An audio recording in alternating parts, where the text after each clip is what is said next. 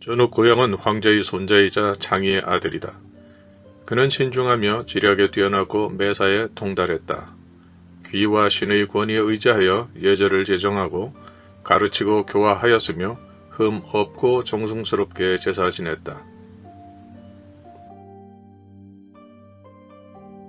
그리고 해와 달이 비치는 곳이면 어디든 평정하여 귀속시키지 않은 것이 없었다. 여러분 반갑습니다. 역사탐정입니다. 이번 영상에서는 우리가 고구려를 비롯해서 한민족의 선조들이 삼황 5제에 자신의 뿌리를 인식하고 있는 그러한 사례 중에 하나인 고양시에 대한 고양 임금님에 대한 그 내용을 살펴보고자 합니다. 그래서 이번에 설명할 그 내용은 근문에 등장하는 고양시, 또 고양과 고양의 차이가 무엇인가, 글자가 다릅니다. 그리고 이것을 통해서 우리가 어떻게 이해할 수 있는가, 그 결론 이렇게 해서 간단하게 마치도록 하겠습니다. 원래는 이 고양 임금님에 대한 자료가 상당히 많습니다. 그래서 제가 그 사례들을 정리를 해서 영상을 만들었었는데 이것이 4부 정도가 됩니다. 그래서 너무 길어서 이것을 다이제스트판으로 이렇게 요약을 해서 개념만 이해할 수 있도록 이번 요약 영상을 이렇게 만들게 되었습니다. 그래서 가장 간단하게 설명을 드리고자 합니다. 자, 먼저 근문에 등장한 고양시, 이렇게 제목을 달았습니다. 여기서 보시는 것처럼 이 청동 기물에는 여러가지 다양하게 있지만 그 기물 안에는 이렇게 보시는 것처럼 글자들이 새겨져 있습니다. 그때 당시에 글자로 이렇게 새겨져 있습니다. 그래서 여기에 보면 양이라는 글자가 이렇게 새겨져 있는데 이 양이라는 글자 안에 양이라는 글자, 최초의 글자는 이렇게 됩니다. 그런데 여기에 이렇게 또 하나가 더 획이 추가됐습니다. 이것은 본래의 양에서 한 세대 정도가 지난 후에 누군가, 그 자손 중에 누군가를 기념하는, 또 그분에게 드리는 그 청동 기물이 되겠다, 이렇게 볼 수가 있습니다. 그리고 여기에 보면 솟은 이런 형상들, 이것은 신이라는 본래의 글자의 형태입니다. 이것은 굉장히 많습니다. 그래서 그 훈 제국에서 우리가 사마천이 흉노라고 이렇게 안 좋게 표현을 한 그 흉노가 사용하는, 훈 제국에서 사용하는 그 동복을 보게 되면 거기에도 이런 상징들이 이렇게 똑같이 새겨져 있음을 우리가 알 수가 있습니다. 즉, 그 문헌 기록에 있는 것처럼 훈 제국의 사람들은 하나라 때부터 북쪽으로 이렇게 벗어나서 거기에서 활동을 하면서도 자신의 어떤 시조를 인식하고 있었다, 기억하고 있었다, 이러한 그 내용들을 유추해 볼 수가 있습니다. 그래서 세월이 오래 지나면서 서로 간에 이 혼혈이 각각 다르게 이루어졌기 때문에 이후에는 동족이라는 그런 개념이 점차 희박해지기도 했지만, 그러나 그 기원에 가서는 문화나 그 인식 정도는 윗대에 갈수록 점점 보다 강해지지 않았겠느냐, 이렇게 볼 수가 있겠습니다. 자, 여기에서 보면 이것이 노풀 고자입니다. 이렇게 노풀 고자입니다. 노풀 고자이고, 또 이것은 양풀이고,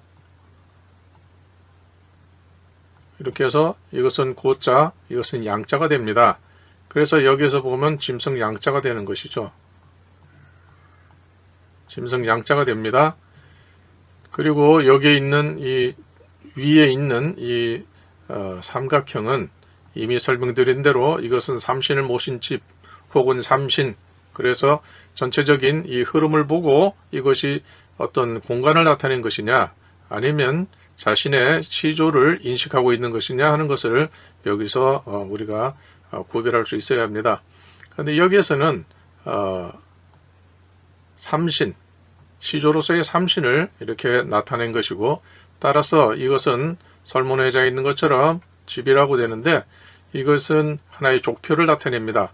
그러니까 지금으로 치면 박석, 김, 양, 임 뭐 여러 가지 성씨가 있는데, 나는 김씨다 하면은 김씨에 속한 그 상징을 여기에 이렇게 그리게 되는 것입니다.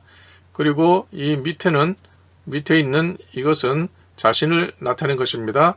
이건 최초의 삼신이고, 여기는 삼신을 이은, 삼신에게 제사 드리는 사람 이래 해가지고 여기에 자기가 두 번째가 되는 것이죠. 위에는 희화씨 아버지가 있는 것이니까요.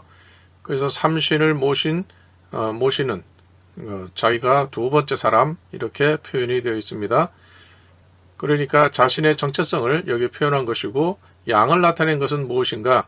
양이라는 것은 이 동이족의, 소위 동이족의 시작이 되는 신농 임금님, 천신, 그분이 청동기 문명을 열기 전, 그때는 양측이었습니다.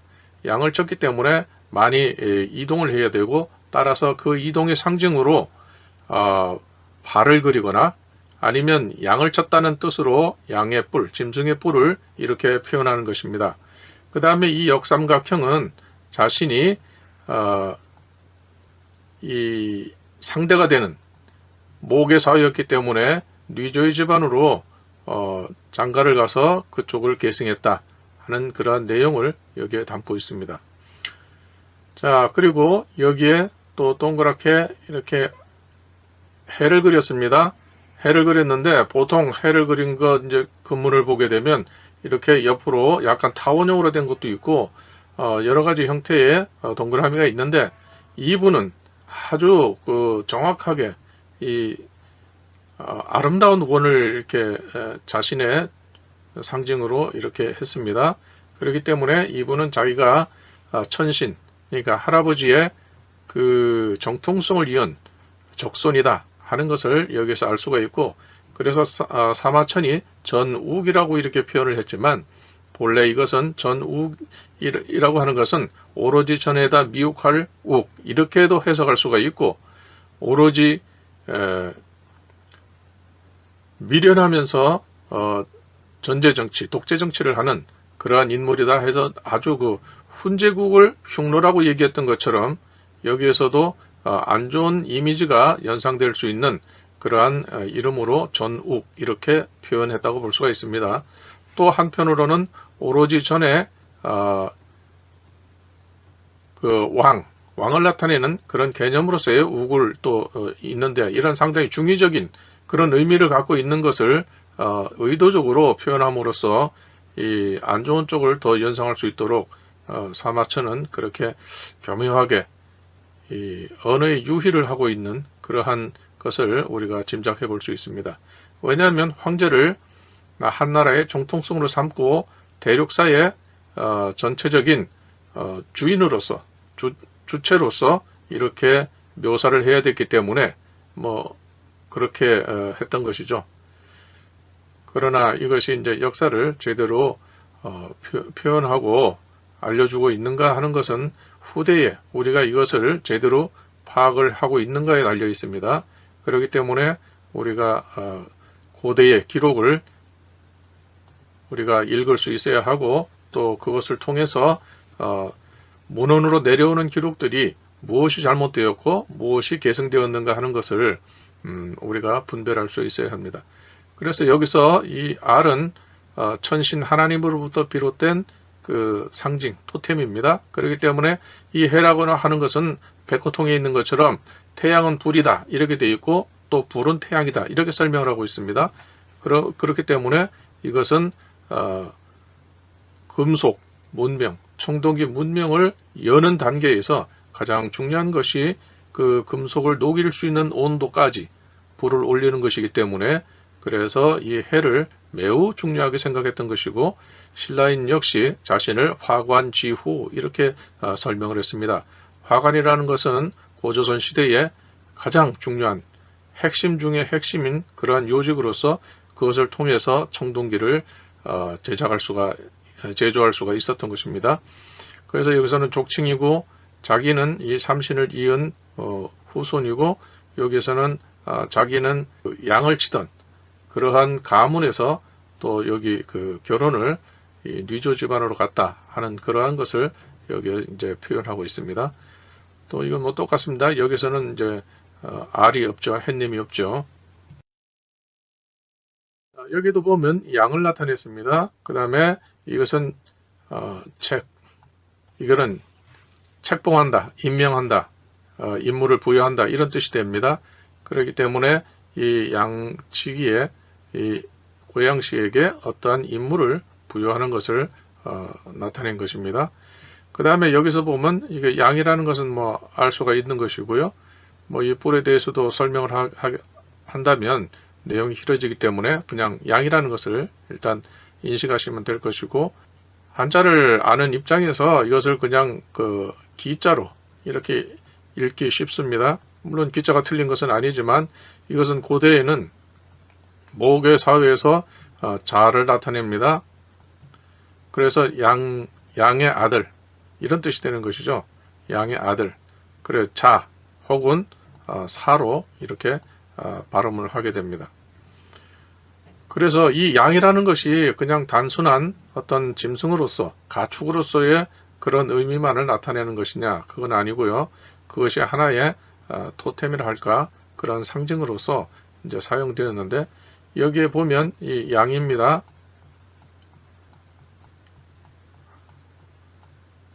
이것은 만든다는 작자입니다. 이것은 아버지 부자, 이것은 새 을자입니다. 그 다음에 보배 보자, 높일 존, 그 다음에 여긴 이자가 됩니다.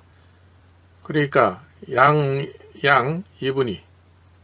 이분이 아버지 을씨를 위해서 이 보배로운 기물, 청동 기물을 만들어서 드립니다. 바칩니다. 이렇게 되는 것이죠.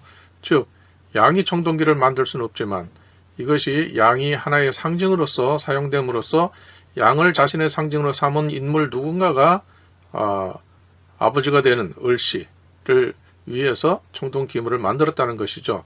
그러면 여기에서 양과 을과의 관계가 나타나는 것입니다. 그리고 여기에 있는 이 가로로 된 획 하나가 더 추가된 것은 바로 이 인물, 다음 세대의 인물이 되는 것이죠. 그래서 이것도 아들 자자를 이렇게 쓴 것이 있는데, 그 후대에 가면은 또 이렇게 가로 획을 추가해서 이분과 이분은 부자간이라는 것을 나타내기도 합니다. 그렇기 때문에 양이 청동 기물을 만든 것이 아니라 양을 상징으로 하는 그 누군가가 이 아버지 을씨를 위해서 청동 기물을, 이 글자가 금문이 새겨진 이 청동 기물을 만들어 바쳤다 하는 것을 알 수가 있습니다. 그래서 이 양과 어떤 인물과의 그 관계를 나타내는 그러한 금문들이 다수가 있습니다. 그렇기 때문에 이 금문들을 종합해서 다 이렇게 하게 되면 이 양은 누구구나 하는 것을 우리가 유추해낼 수가 있는 것입니다. 그러면 그 유추한 결과를 가지고 사마천 사기에 나오는 여러 가지 인물이라든지 그 관계 이런 것들이 과연 제대로 반영이 되었는가, 이것을 판단할 수 있는 기준이 되는 것입니다.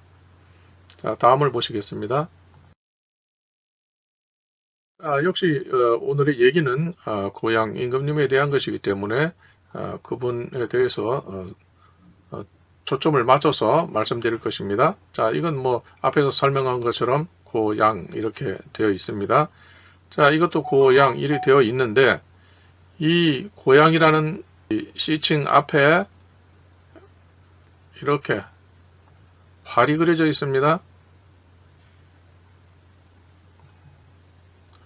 활이 이렇게 그려져 있습니다. 그래서 이것을 해석할 때 고양, 활 공자 쓰고 고양이라고 이렇게 표현을 하는 것입니다. 즉, 이 고양이라는 이분이 이 활과 어떤 관계가 있는 그런 자리에 있었다. 이것을 우리가 알 수가 있는 것이죠. 그것이 사마천사기에서 표현이 안 됐다 하면은 이건 비교의 대상이 없기 때문에 이 활이 정확하게 무기인가 아니면 사냥을 위한 것인가 또 뭐 어떤 다른 수단을 위한 것인가 이것을 단정짓기는 힘든 상황이 됩니다. 그래서 이런 궁뿐 아니라 이 배주자를 이렇게 해가지고 고향을 이렇게 함께 표현한 근문도 있습니다. 이 배주자라고 하는 것은 잔을 올리는 것이죠. 제사를 지내는 것입니다. 그렇기 때문에 이분이 맡은 최고의 직책은 제사 올리는 것입니다. 왜 최고의 직책이냐? 옛날에는 임금 외에는 제사를 주관할 수가 없었습니다. 즉 그것을 가능한 사람은 왕만이 할 수 있었던 것이고 왕이 할 수 있는 두 가지 특권은 제사를 지내는 것과 또 군대를 통솔하는 것입니다. 군대와 제사가 왕이 가질 수 있는 것입니다. 누군가가 그것을 탐낸다고 하면 그것은 반역이 되는 것이죠. 그렇기 때문에 이 주라고 하는 것은 오히려 군대보다 더 중하게 여기는 그런 아주 귀한 그런 자리가 되었습니다. 또 여기 나오는 이 청동기물을 보겠습니다. 여기에서 보면 위에는 이렇게 되어 있습니다. 보통 앞에서 본 것처럼 이것이 생략되었습니다. 이것은 족칭입니다. 그렇기 때문에 예를 들어 기암목에 박아무개 이렇게 되어야 되는데 이 김, 박 이것을 생략을 하고 아무개만 넣었다. 이렇게 이해를 하시면 될 것 같습니다. 그 다음에 여기서는 또 똑같이 이것과 똑같이 이렇게 같은 글자로 이렇게 표현이 되어 있습니다. 그래서 또 요 밑에는 동그라미가 있는데 이것은 역시 고양이라는 뜻이 되겠죠. 태양 앞에서 본 것처럼 이렇게 표현을 했었는데 여기에서는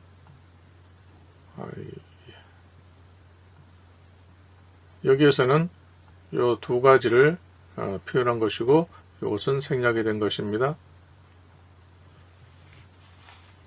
그래도 이 셋 중에 하나만 표현되었다 할지라도 이분은 누구구나 하는 것을 알 수가 있습니다. 아무나 함부로 이것을 쓸 수가 없기 때문입니다. 개인에게 부여된 특권이라고 할까요? 그런 상징성이 있기 때문에 이것은 아무나 할 수 없어서 이게 누구다, 이 인물이 누구다 하는 것을 이 표현된 한 가지만을 보고도 특정할 수가 있습니다.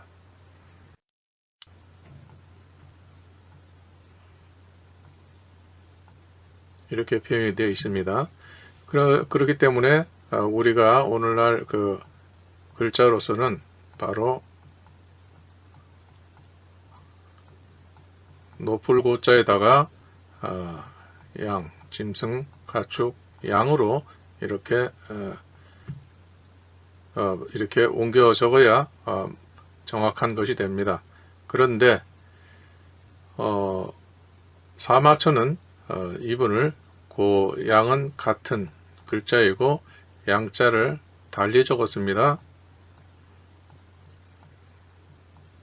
볕 양자 태양할 때 그 양자로 이렇게 기록을 했던 것입니다. 왜 그렇게 했을까요? 그것은 신농 하나님은 양측이었습니다. 그러다가 청동기 문명 그것을 가능케 하는 그 불을 발견하고 나서 이 양에서 자신의 상징을 햇님으로 이렇게 기록을 하게 된 것입니다. 우리나라 말에서는 어떤 사물, 무생물에 대해서 님자를 붙이는 일이 없습니다.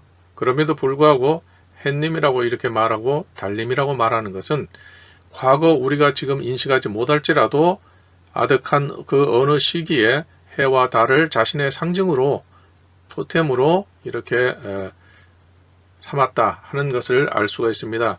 그래서 그 시조가 최초로 그렇게 자신의 토템을 삼고 나면 그 자손들은 자연히 그것을 나는 이분의 후손이요 하는 것으로 해서 그 해에서 태어났다든지 달에서 태어났다든지 이렇게 연관 지을 수가 있는 것입니다. 그래서 한민족 계열의 건국 시조들은 자신이 다 해에서 태어났거나 알에서 태어났거나 태양빛의 감흥을 받아서 임신했거나 하는 그러한 내용들이 들어가게 되는 것입니다. 그래서 양에서 이 해를 더 중시하게 됨에 따라서 이 해가 양이 더 많이 표현되게 된 것이죠. 그렇기 때문에 이 해를 글자로서는 바로 양조기 신농 하나님이 바로 이 해님이다. 양족의 시조가 해님이다. 하기 때문에 글자를 달리해서 해라는 것을 표현했지만 이분이 그분이다 하는 것을 나타내기 위해서 여기서 해를 여기다 표현을 했지만 발음이나 뜻은 같게 되는 것입니다. 왜냐하면 양족의 수장이 양족의 시조가 바로 해님이었기 때문입니다. 그래서 백호통이라는 것에서는 해는 불이다. 또 불이 올라가는 것이다. 또 역으로 불은 해다. 이런 식으로 이렇게 표현을 해두었습니다. 즉 해와 불과 양은 같은 동의어로 이렇게 사용을 했던 것입니다. 하나님이 양치기도 되었다가 나중에는 바로 불을 가지고 청동기 시대를 열었기 때문에 그분은 불의 근원인 태양과 같은 분이다. 이리 해서 해님이라고 이렇게 표현을 하게 되었던 것입니다. 그래서 이것을 보면 이 양이라는 것과 또 이 태양으로서의 양이라는 것 이것은 둘 다 발음이 같습니다. 설문해자 주에서 보면 이렇게 표현이 되어 있습니다. 똑같이 표현되어 있어요. 이 가축양 또 태양의 양 이것은 여장절 이렇게 되어 있습니다.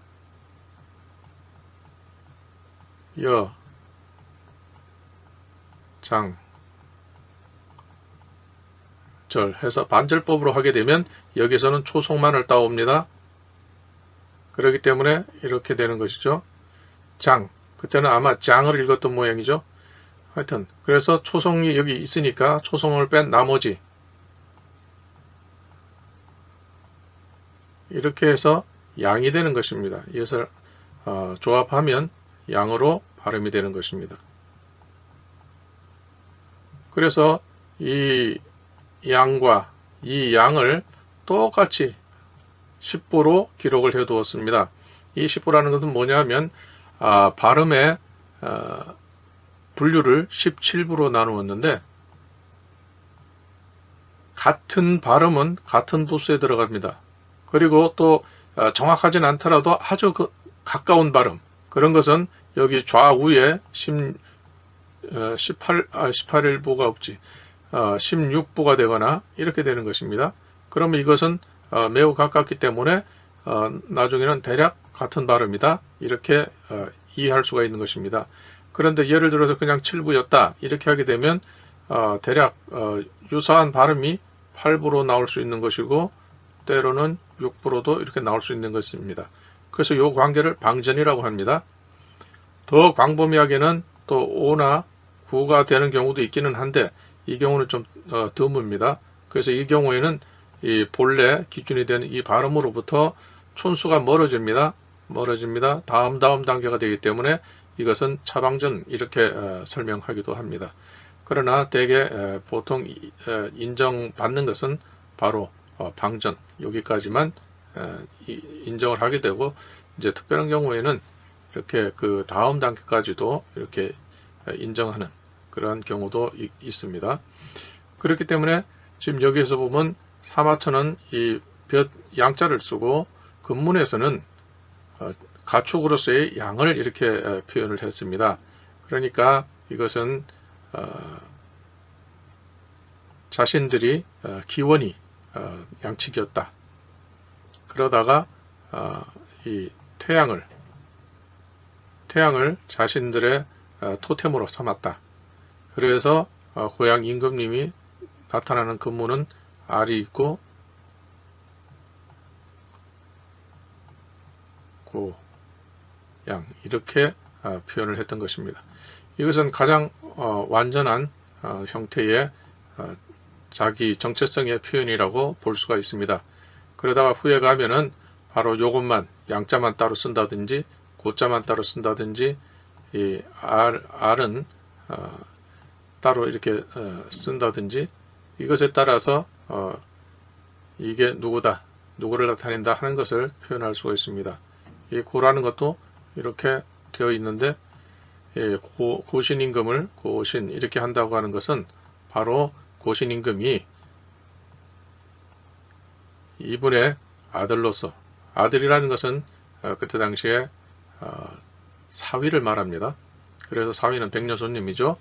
그래서 이분의 글자를 하나 따고 신이라는 것은 자기가 모계사회에서 작은 부인이 부인의 소생이다. 이런 의미에서 이렇게 신자를 표현해서 자신을 고신 이렇게 나타내는 것입니다. 그러니까 이 고라고 하는 것은 이 고신씨 입장에서는 바로 성이 될 것이고 이 신이라고 하는 것은 자신의 씨가 될 것입니다. 그러면 이 신이라는 글자를 쓰게 된 최초의 글자는 역삼각형이 됩니다. 이분이 누굽니까? 이분은 신라인이 자신의 손주라고 얘기했던 소호금천씨가 됩니다. 이 부분은 별도의 설명을 나중에 할 것입니다. 그래서 고향은 글자의 차이가 있지만 그 나타내고자 하는 의미는 동일하다. 같은 족단을 나타낸 것이다. 이렇게 얘기할 수가 있겠습니다. 이상의 설명을 가지고 우리가 고향 임금님을 이해하려고 하면 다음과 같이 정리하고 결론을 내릴 수가 있습니다. 고향 임금님이 문헌에 기록된 것은 근문과 일치한다. 그렇기 때문에 실존 인물이었음을 인정할 수가 있다. 그리고 거기에 보면은 아버지 을씨에게 청동기물을 만들어 바친다. 그 다음에 궁고향 또 주고향 이렇게 표현되기도 합니다. 그러니까 이런 부울이라든지 궁이라든지 주라든지 구체적으로 고향 임금님의 인척관계와 또 그 지나온 경력 이런 것들이 근문에 표현되어 있기 때문에 이분은 보다 정확하게 실존 인물임을 부인할 수가 없는 것입니다. 그럼에도 불구하고 중국에서는 이러한 기록들이 많이 존재하는데 다수가 존재하는데 중국 사이에 그 상한선을 주나라로 지금 보고 있는 것이죠. 일부는 하나라까지는 갑니다. 그런데 그 이상은 올라가지 못할 것입니다. 왜냐하면 그렇게 되면 고조선이 드러나기 때문입니다. 저들은 고조선을 부인할 수밖에 없는 입장이 되기 때문입니다. 자, 고양과 고양은 글자는 다르지만 음과 뜻은 일치하여 가차된 글자다. 즉 서로 의미와 모든 것이 같기 때문에 글자만 틀리고 다 상징하는 바라든지 이런 것이 같기 때문에 내용이 같기 때문에 서로 통용할 수 있는 글자가 된다. 그래서 이것을 통가자라고 얘기를 합니다. 또 고양이라는 그 개인의 시칭 이거에다가 덧붙인 어떤 설명은 고양시에 대한 것을 보다 구체적으로 이렇게 부연 설명한 것이다. 고구려, 백제, 신라, 가야 등 한민족 계열의 나라들이 삼황 오제의 뿌리를 든 것은 모화, 사대가 아니라 정확한 시조인식을 나타낸 것이다. 즉 산해경에 있는 것처럼 고조선의 시작이 산동 곡부였고 거기 일대에서 산동 일대에서 발굴된 그러한 유물들은 바로 고조선 시대의 족보라든지 고조선 시대의 생활상을 알려주는 것 그리고 대문구 문화 후반기서부터 고조선으로 연결되는 그러한 그때 당시의 문자가 고스란히 우리에게 나타났다 하는 것을 통해서 더 확실하게 고구려 백제 신락 하야의 뿌리, 곧 기원이 이 한반도의 땅이 아니라 산동 일대의 최초의 가장 선진 문명을 이루었던 고조선 시대를 각기 이렇게 인식하고 있는 것이다. 그렇기 때문에 고구려 백제 신락 하야, 여기에선 만든, 그 시대에 만든 유물 속에는 반드시 삼신의 의미가 들어갈 수밖에 없었던 것입니다. 고조선이 산동에 있었다는 것을 우리가 그들에게 써달라고 한 적도 없고, 그들이 스스로 역사적으로 그렇게 기록을 남겨왔던 것입니다. 그런데 우리는 남들은 없는 것도 만들어서 자기 것이라고 하는데, 이것은 너희 것이다, 너희 역사다, 이렇게 기록을 했음에도 불구하고 우리는 그것을 지금 부인하는 참 코미디 같은 그런 역사 설명을 지금 우리가 접하고 있는 것입니다.